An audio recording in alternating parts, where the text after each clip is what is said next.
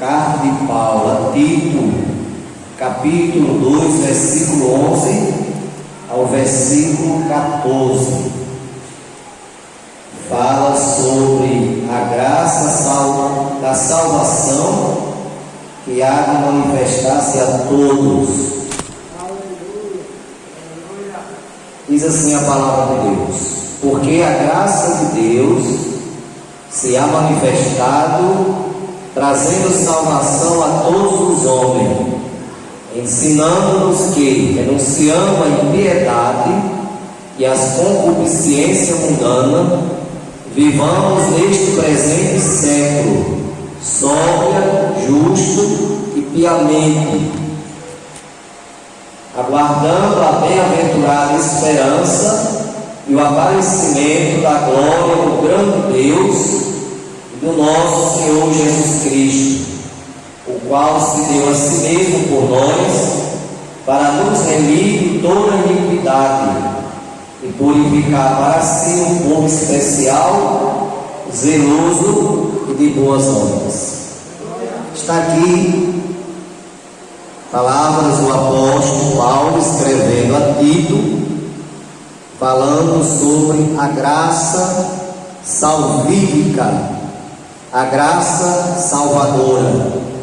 A Bíblia, ela mostra muitos tipos de graça, mas essa graça aqui é a graça que salva.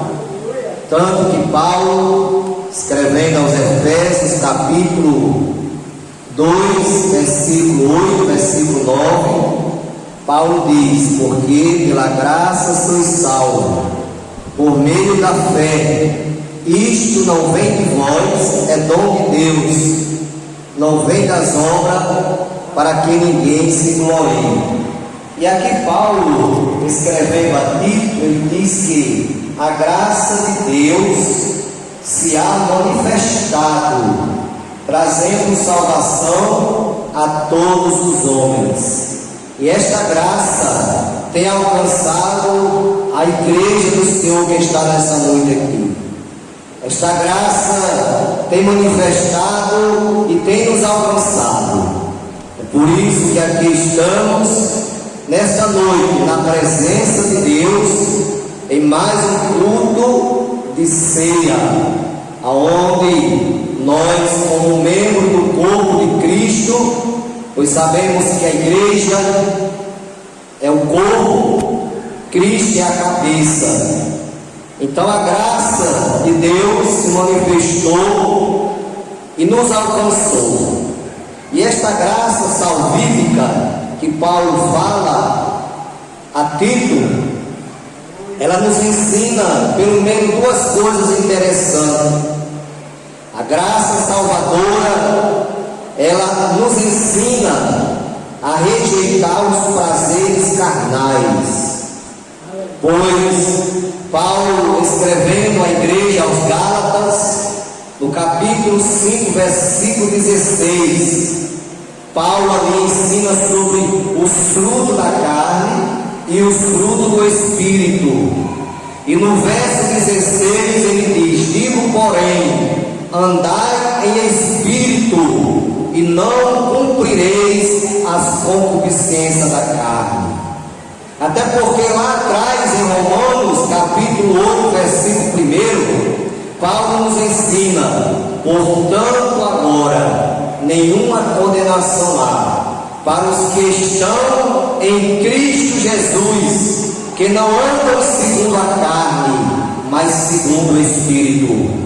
Então nós que fomos alcançados por esta graça salvífica, esta graça nos ensina a rejeitar os prazeres carnais, aos prazeres da carne, que não agrada a Deus.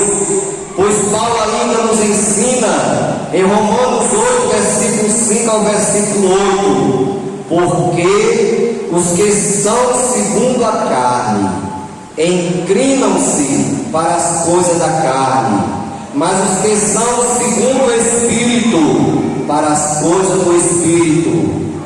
Porque a inclinação da carne é morte, mas a inclinação do Espírito é vida e paz. porque a inclinação da carne é inimizade contra Deus. Portanto, os que estão na carne, não podem agradar a Deus. Então aqui entra a necessidade do novo nascimento que Jesus ensinou a Nicodemos. Nós estamos aqui, irmãos, vamos participar do pão, que simboliza o corpo, e do cálice, que simboliza o sangue. Nós vamos ter mais esse privilégio nessa noite, porque nós nascemos de novo. Quando Nicodemos foi ter com Jesus, lá no capítulo 3 de João, Nicodemos diz: Mestre, sabemos que és vindo de Deus, porque ninguém pode fazer os sinais que tu fazes se Deus não for com ele. E Jesus, em resposta a Nicodemos, Jesus disse: na verdade vos digo, que aquele que não nascer da água e do Espírito não pode entrar no reino de Deus. Então, uma das coisas que a graça que Paulo aqui fala, Tito, nos ensina, é que nós não podemos mais praticar os prazeres carnais, porque nós agora somos nascidos de novo. Nós somos novas criaturas em Jesus. Capítulo 5, versículo 17 da segunda carta aos Coríntios, Paulo diz assim: porque se alguém que está em Cristo, nova criatura é. As coisas velhas já passaram, eis que tudo se fez novo. Aleluia. Às vezes o crente, irmãos, é surpreendido por alguém que ainda não é crente. Aí alguém que não é crente, às vezes usado pela natureza mal, ou mesmo pelo inimigo, aí fica querendo nos acusar e dizer: mas todo crente tem um passado sujo. É verdade, o nosso passado é sujo. Mas a gente, irmãos, aprendemos um corinho na igreja que diz mais ou menos assim: não quero saber quem eu era, só quero saber quem eu sou. Não quero saber quem eu era, só quero saber quem eu sou. Sou um crentinho fraquinho, bem pequenininho, no meio dos irmãos, mas para falar a verdade, estou preparado, Bíblia na mão. Eu não quero, irmão, saber quem eu era. Eu era um perdido, jogado no lamaçal do pecado. Mas o salmista diz no Salmo 40: esperei com paciência no Senhor, Ele se inclinou para mim e ouviu o meu clamor, tirou do largo horrível do charco do lodo, pôs os meus pés sobre uma rocha, firmou seus passos, pôs um novo canto na minha boca, um hino de louvor ao nosso Deus. Então, meus irmãos, hoje nós somos novas criaturas, e a graça de Deus se manifestou, trazendo salvação a todos os homens, da qual nós estamos todos incluídos, aleluia, nesta graça, nesta misericórdia de Deus. Em segundo lugar, irmãos, a graça de Deus que se manifestou, trazendo salvação a todo homem, ela nos ensina, ou seja, ela nos capacita a viver uma vida de obediência a Deus, esperando a volta de Jesus Cristo. Nós estamos aqui nessa noite porque nós somos obedientes a Deus. Nós somos filhos obedientes a Deus, porque a graça nos ensina, a graça nos capacita, a graça nos dirige a viver uma vida de obediência a Deus, esperando Jesus voltar para nós subir para o céu. Paulo escreve a igreja aos Tessalonicenses, capítulo 4, versículo 13 ao 18, Paulo ali fala sobre os que dormem em Cristo e sobre os que ficam vivos. E Paulo começa dizendo: não quero, porém, irmãos, que sejais ignorantes acerca dos que já dormem, porque se cremos que Jesus morreu e ressuscitou, assim também aos que em Jesus dormem, Deus nos tornará a trazer com ele. Dizemos, pois, isso pela palavra do Senhor, porque o mesmo Senhor descerá do céu com alarido, com voz de arcanjo, com a trombeta de Deus, e os que morreram em Cristo ressuscitarão primeiro. E nós, os que estivermos vivos, seremos transformados e seremos arrebatados a encontrar o Senhor nos ares, e assim estaremos sempre com o Senhor. Então, irmãos, é isto que é a graça que se manifestou, faz na nossa vida, nos capacita, nos dirige a viver uma vida de obediência e esperar a volta de Jesus. Jesus, meus irmãos, ele está mais perto de voltar do que o que muitos estão pensando por aí. Tem gente que já tem a volta de Jesus como tardia. Alguns já estão dizendo: Jesus não vem mais. Estão fazendo o que nem fizeram quando Moisés foi subir o monte para receber as tábuas do mandamento, que ali passou 40 dias na presença de Deus. E alguém lá no pé do monte dizia para Arão: Arão, faça o Deus para nós adorar, porque este Moisés, ele não vai voltar mais. Assim muitos estão fazendo hoje, não estão mais acreditando, não estão mais celebrando que Jesus está voltando para buscar a sua igreja. Aleluia! Glória seja dada no nome do Senhor. Paulo ainda diz no versículo 12: ensinando-os que, renunciando à impiedade e à concupiscência mundana, vivamos neste presente século sóbria, justa e piamente. Então, querida igreja, a palavra do Senhor nesta noite ensina a mim e ensina a você e a nós que nós devemos renunciar a toda impiedade, renunciar a todo desejo carnal, para seguir a Jesus como nós já estamos seguindo. Porque a partir do momento que nós demos um sim para Jesus, quando pregado para nós, e nós aceitamos ao Filho de Deus como Salvador, ali, meus irmãos, a gente obedecemos o chamado de Jesus.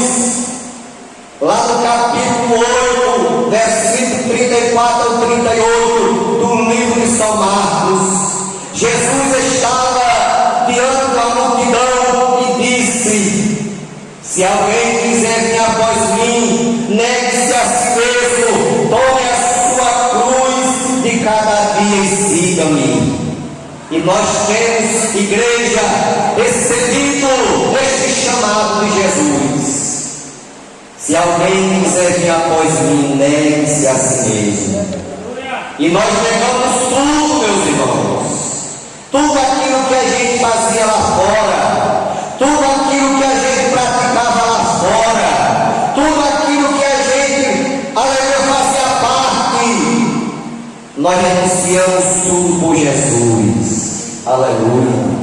Porque no mesmo texto, quando Jesus ensina lá no Evangelho de Lucas, no capítulo 18, sobre aquele jovem rico, aquele jovem, ele se aproxima de Jesus e lhe dirige palavras de elogio e diz: bom mestre, que bem farei para herdar a vida eterna.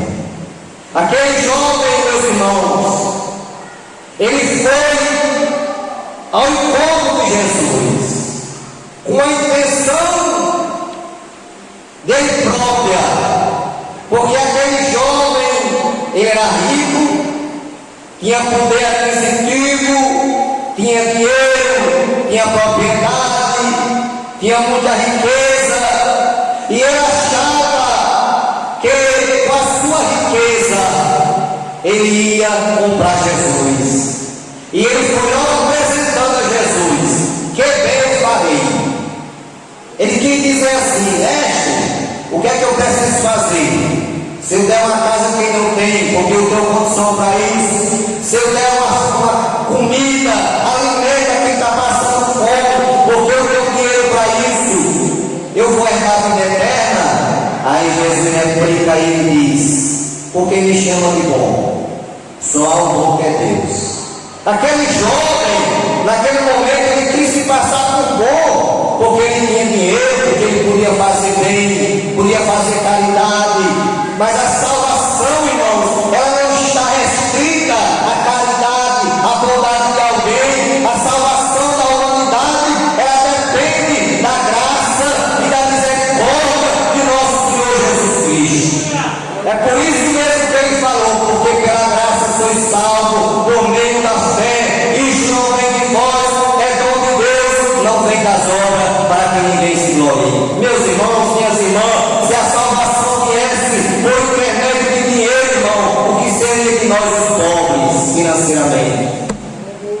Os ricos estavam aí tudo se babulando, porque só ele é quem ia ter direito ao céu, porque a salvação era comprada com dinheiro. Só que ao contrário, meus irmãos, Deus não vai dar escapamento a ninguém, não. Salvação é pela graça, não é por obra, não é por dinheiro, não. Não é porque alguém é bonzinho, não, porque só for a um que é Deus, disse Jesus. Jesus era bom, mas ele mesmo disse que só há um bom que é Deus, para dar exemplo. Aleluia. Então nós estamos aqui, igreja, nessa noite, pela misericórdia de Deus, pela bondade, pelo amor, pela graça. Então Paulo diz assim: ensinando e renunciando à impiedade, os prazeres mundano, as concupiscências. Ao versículo 13, versículo 14: aguardando a bem-aventurada esperança e o aparecimento da glória do grande Deus e do nosso Senhor Jesus Cristo, o qual se deu a si mesmo por nós, para nos remir de toda iniquidade e purificar para si um povo seu especial, zeloso e de boas obras. Onde é que está esse povo aqui, irmão? Povo especial, zeloso e de boa obra. Somos nós a igreja, irmão. Nós somos esse povo especial. Porque o irmão sabe que tem um material bom, mas tem aquele que é especial. Aleluia. Então nós somos mais do que bom, nós somos especial para Deus. Aleluia. Muitas vezes, igreja, é porque a gente não para meditar o que Deus tem feito em nossa vida. Tem nos tirado lá do lamaçal do pecado, tem nos colocado em lugar de príncipe e tem nos feito um produto especial. Aleluia. Glória seja dada em nome do Senhor. E diz aqui que ele se deu a si mesmo. Jesus se deu a si mesmo por nós. O profeta Isaías, no capítulo 53, versículo 7, o profeta profetizava ali a respeito da vida do Messias, e ele falou: e ele foi oprimido, mas não abriu a sua boca. Como um cordeiro mudo foi levado ao matadouro, como a ovelha muda perante os seus tosqueadores, ele não abriu a sua boca. Olha, irmão, Jesus, o Filho de Deus, que não tinha nenhuma culpa, estava no céu, deixou o céu para vir para a terra, para sofrer aqui, para padecer, para ser desprezado, humilhado, cuspido, condenado injustamente, mas ele veio, irmão, pagar o preço por nós. Nós não tínhamos essa condição. Deus sabia que se não houvesse um sacrifício, não sacrifício sacrifício de cordeiro, de bodes, não. Aqui era o sacrifício do Cordeiro de Deus que tira o pecado do mundo, que é Jesus. Precisava um sacrifício diferente, porque o sacrifício dos animais, dos bodes, dos pombos, dos carneiros, que os sacerdotes faziam na antiga aliança, lá no Velho Testamento, aquele sangue era espargido sobre o altar, simbolizando a cobertura dos pecados da humanidade, cobrir o pecado. Jesus, irmão, veio diferente. Jesus, a missão de Jesus foi outra. Jesus não veio cobrir pecado, Jesus veio tirar o pecado. Porque quando se cobra o pecado, ainda fica o mal lá. O pecado ainda fica, ainda foi apenas coberto. Mas Jesus veio diferente, ele não veio cobrir, ele veio tirar. É por isso que João Batista, lá em João 29, quando ele pregou para aquela multidão, lá no Rio Jordão, ele disse para a multidão: eis o Cordeiro de Deus que tira o pecado do mundo. Então Jesus foi o Cordeiro de Deus, o qual se deu a si mesmo por nós, derramando a sua única gota de sangue. Porque a Bíblia fala que quando Jesus estava agonizando lá na cruz, o soldado furou uma lança ao seu lado e não saiu só sangue, saiu água, porque o sangue já estava realmente nas últimas ali. Ele derramou todo o sangue, irmão, para nos salvar, para nos purificar, para nós estar aqui nesta noite, na sua presença, adorando a Ele, glorificando a Ele, agradecendo a Ele pelo que Ele tem feito por nossas vidas, por Ele ter nos salvado, por Ele ter nos colocado na posição que nós estamos. O irmão sabe qual é a maior posição da terra que o homem pode ter? É ser crente. É a maior posição.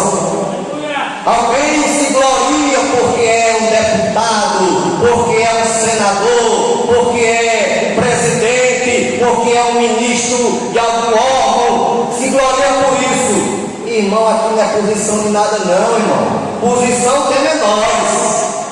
Porque se esse ministro, esse deputado for crente, glória a Deus, aí está completo. Agora se não for, irmão, não adianta a posição na terra não, humanamente falando não. A maior posição é ser crente em Jesus, porque o crente em Jesus, ele está aqui passando algum tempo, só algum tempo mesmo, mas brevemente ele vai voltar para a sua terra, que é o céu.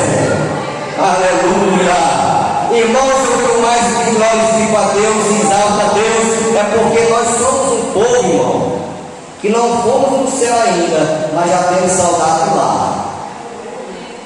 422 da harpa, irei ao caminho da cidade, né? E lá eu já tenho saudade de lá. O crente vem lá do céu, já tem saudade do céu.